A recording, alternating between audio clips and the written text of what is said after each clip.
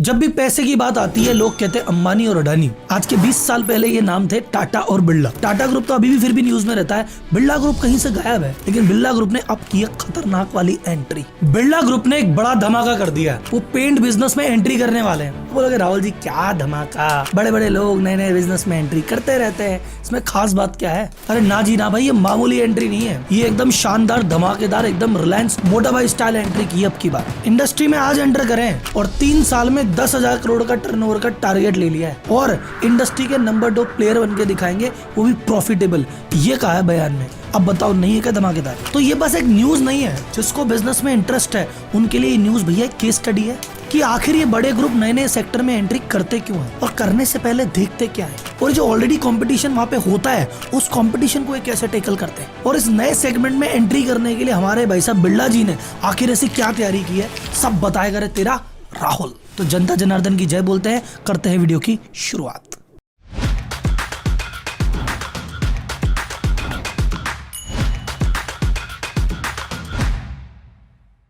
मैंने अडानी पे खूब वीडियो बनाए हैं, मोटाबाई पे बहुत वीडियो बनाए हैं, टाटा ग्रुप पे बहुत वीडियो बनाए हैं, बिरला ग्रुप पे ये मेरा पहला वीडियो है। ध्यान से सुनना। अब बोले सर बिरला ग्रुप की इतनी बात क्यों नहीं होती? क्योंकि सर कुमार मंगलम बिरला जी ज्यादा बात ही नहीं करते, वो इंटरव्यू नहीं देते, बहुत ज्यादा अग्रेशन बिजनेस में नहीं दिखाते।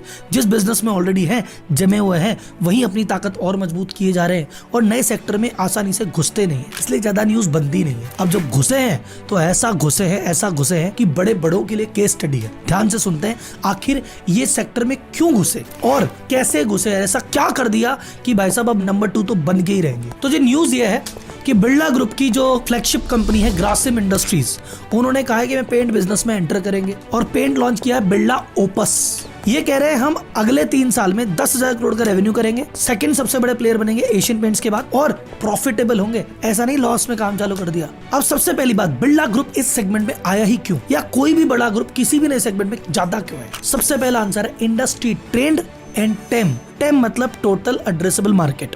कोई भी ग्रुप नए सेक्टर में जाने से पहले देखता है इस मार्केट की साइज क्या है। अगर मान लो छोटा सा मार्केट है, 10,000 करोड़ की तो इंडस्ट्री है, उसमें क्या तो घुसेंगे और क्या कमाएंगे और क्या खाएंगे। तो उन्होंने देखा कि यार भाई साहब ये जो हाउसिंग मार्केट है ये बूम कर रहा है, गवर्नमेंट भी इंफ्रास्ट्रक्चर पे जबरदस्त पुश कर रही है, दुनिया भर के रोड ब्रिज सब बन रहे हैं, ऊपर से प्राइवेट सेक्टर में भी धूम धड़ाका है। इस समय दुनिया की सबसे ज्यादा क्रेनें मुंबई में जमा है। तो जब ये सेक्टर इतना तेजी से बढ़ेगा तो पेंट सेक्टर भी बढ़ेगा। एक एस्टिमेट कहता है कि आज की डेट में पेंट इंडस्ट्री 70,000 करोड़ की है और आने वाले कुछ टाइम में 1 लाख करोड़ की होने वाली है। तो इतनी बड़ी इंडस्ट्री में प्लेयर गिनती के हैं।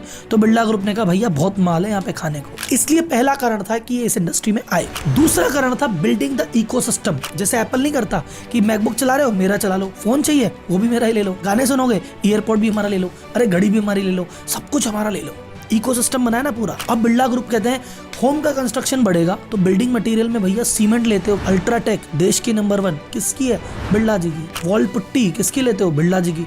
तो बिरला जी कह रहे हैं जब कंस्ट्रक्शन में सीमेंट हमसे ले ही रहे हो, पुट्टी हमसे ले ही रहे हो, पेंट किसी और से क्यों लेते हो, ये भी हमसे ले लो। तो बेसिकली इनका इकोसिस्टम है कि मेरे पास ऑलरेडी ग्राहक भी है, डिस्ट्रीब्यूशन भी है, सारी चीजें तो है, तो भाई साहब मेरे ग्राहक को इधर उधर क्यों भेजूं, यहीं पे सर्व कर देते हैं। तीसरा है लिवरेज द एक्सपर्टाइज। अरे इनको प्लांट लगाने की आदत है, इनको मैन्युफैक्चरिंग की आदत है, इनके पास वैसी टीम पूरी बनी हुई है, इनका सप्लाई चेन इकोसिस्टम है, इनके पास डिस्ट्रीब्यूटर है, इनके पास कस्टमर है, जब सब कुछ बना बनाया है तो इनको नए सेक्टर में घुसने में जोर ही क्या आना है यार।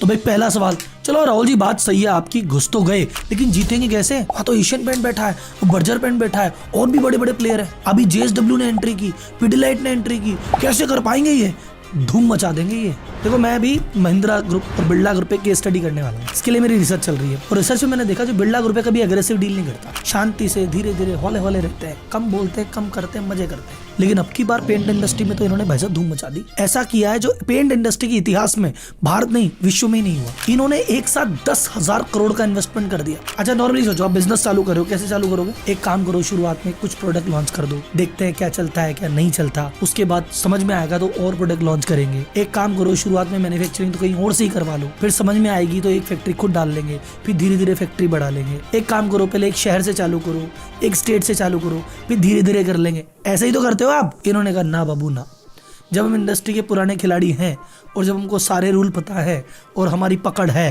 तो हम सब कुछ एक साथ करेंगे। तो जिस स्केल पे इन्होंने फैसिलिटी चालू की है, डिस्ट्रीब्यूशन चालू किया है और मार्केटिंग की है, इस लेवल पे आज तक कभी किसी ने कुछ नहीं किया।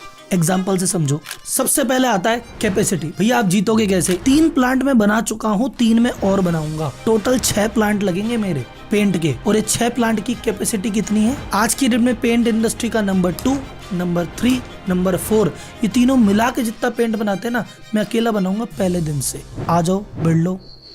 अरे भैया जो नंबर 2, 3, 4 के पास इतना माल बनता ही नहीं है तो बेचेंगे कैसे? उन तीनों को मिला के से ज्यादा अकेला बना रहे हैं, और इतने बड़े स्केल पे बनाएंगे तो सस्ता और बनेगा। दूसरा, शुरुआत में प्रोडक्ट लॉन्च किए कितने? 2, 4, 10, 145 प्रोडक्ट लॉन्च किए बिड़ते ही डे 1। राहुल जी जियोग्राफिकली कौन से शहर में लॉन्च कर रहे हैं? वो कह रहे हैं पंजाब, हरियाणा, तमिलनाडु। मिड मार्च में चालू कर दूंगा, और जुलाई तक आते आते 1 लाख से पॉपुलेशन के ऊपर जितने भी जिले हैं वहां पे सब पे प्रोडक्ट पहुंच जाएगा मेरा। मार्च 2025 तक 6000 से ज्यादा शहरों में एंटर कर चुका हूँ। डीलर डिस्ट्रीब्यूटर कहाँ से लाएंगे? सुनो, 3 लाख पेंटर और कॉन्ट्रैक्टर से ऑलरेडी एग्रीमेंट कर लें लॉन्च से पहले। और ये जो पेंट रखने वाली एजेंसी को कह रहे हैं फाइनेंसिंग भी प्रोवाइड करा देंगे। मतलब है ना आदित्य बिरला कैपिटल, तुम टेंशन मत लो, हमारा माल रखो, हम पैसा भी उधार दिलवा देंगे। मार्केटिंग स्ट्रेटजी बड़ी सिंपल है साहब। इतने बड़े स्केल पे प्रोडक्शन कर रहे हैं, हमारा वैसे ही सस्ता जाएगा। इतनी दुकानें, जिन दुकानों पे हमारी सीमेंट जाती है, पट्टी जाती है, वहां पे ये भी पहुंचा देंगे, हमारे क्या दिक्कत आएगी भाई साहब। और 10% डिस्काउंट पे देंगे बाकी आदमी को। और इन डब्बों पे इन्होंने QR कोड भी लगा दिया, क्योंकि एशियन पेंट्स नंबर 1 इसलिए क्योंकि उसके पास डेटा बहुत सारा है। अब डेटा कैसे लेके आए? बोले टेक्नोलॉजी का दौर है, हर डिब्बे पे QR कोड लगाएंगे, सामने वाले कहेंगे भैया इसको स्कैन कर, 10% डिस्काउंट देंगे। स्कैनिंग के चक्कर में पता पड़ जाएगा कौन सा डब्बा, कौन सा कलर, किस एरिया में कहाँ बिकता है। तो वो जो डेटा काम में आएगा ना, फिर हो सकता है अभी तो नंबर 2 की तैयारी है, बाद में एशियन पेंट्स को भी भिड़ंत देंगे।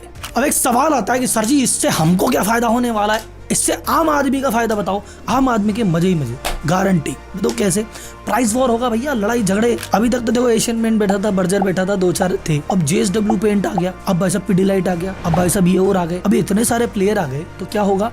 बढ़िया से बढ़िया सर्विस देंगे, बहुत ज्यादा कलर के ऑप्शन देंगे, बहुत सारी सुविधाएं देंगे, और सस्ते में और देंगे। सर इंडस्ट्री पे क्या फर्क पड़ेगा? और एज ए इन्वेस्टर, मैं इन्वेस्टर हूँ, इन पेंट कंपनियों में पैसा लगाऊं कि ना लगाऊं? तो भैया इंडस्ट्री के लिए ओवरऑल तो अभी जो दौर है अगले 2-3 साल ठीक नहीं है साहब। क्यों नहीं है साहब? ओवरऑल इंडस्ट्री का जो प्रॉफिट है ना वो कम होने वाला है। बोले कैसे? अरे सर यहाँ यूट्यूबर छोड़ो ना, कंसल्टेंट के नजरिए से देखो। इनको आपस में लड़ाई हो रही है, तो लड़ाई करने के लिए क्या करना पड़ेगा? एडवर्टाइजिंग पे खर्चा करना पड़ेगा जबरदस्त। खूब टीवी पे ऐड आएंगे, खूब अखबारों में ऐड आएंगे, खूब सेलिब्रिटी हायर करनी पड़ेगी, तो एडवर्टाइजिंग पे लगेगा मोटा पैसा। दूसरा, डीलर की दुकानें लिमिटेड है, तो हर आदमी बोलेगा मेरा माल रखो, मेरा माल रखो, तो डीलर को कमीशन ज्यादा देना पड़ेगा। तीसरा, टैलेंट कम है इंडस्ट्री में, अब हर आदमी चाहेगा बड़ी आदमी हमारे पास आ जाए, तो भैया पैकेजेस भी ज्यादा देने पड़ेंगे और माल सस्ता बेचना पड़ेगा। तो ओवरऑल प्रॉफिट तो भाई साहब कम ही होगा ना इंडस्ट्री का। तो अगर आप इनके शेयर्स वगैरह को देखते हो फंडामेंटल नजरिए से, तो भैया अपन कोई सेबी रजिस्टर्ड वैल्यूअर नहीं है जो अपन बताए क्या करो क्या ना करो, पर इस इंडस्ट्री को इस नजरिए से एक बार जरूर देख लेना। तो भाई साहब देखो, बिरला जी की एक एंट्री से जो पुराना एग्जिस्टिंग प्लेयर था वो भी हिल गया, जो नए प्लेयर थे वो भी हिल गए। तो इसलिए कहते हैं बाजार डायनेमिक चीज है। लोग कहते हैं ना जॉब सेफ है, बिजनेस में मजा है, तो बिजनेस में रिस्क भी है कि पता नहीं आप अपने कर्मों से प्लस माइनस होता है, जो तो होता ही है। कई बार आप अपने सीधी सीधी रोड पे चल रहे हो, कोई बीच में आता है जियो जैसा, पूरी इंडस्ट्री खराब कर देता है। तो जियो वाला इम्पैक्ट तो आदित्य बिरला जी नहीं डाल पाएंगे कि पूरी इंडस्ट्री एकदम से वैसी हो जाए, बट हाँ आपको अच्छी सुविधा कम पैसे पे मिलने लग जाएगी, इस बात की गारंटी है। ये जो मैंने बताया थी खबरों के पीछे की खबर, एक छोटी सी खबर छपी थी, उस खबर के मायने क्या है मैंने आपको इस वीडियो के माध्यम से समझाया। तो अगर आपको लगता है कि सर जी ऐसा और समझाओ, तो कुछ खबरें कमेंट बॉक्स में बता दो, इस पे अपन करते हैं बढ़िया एनालिसिस।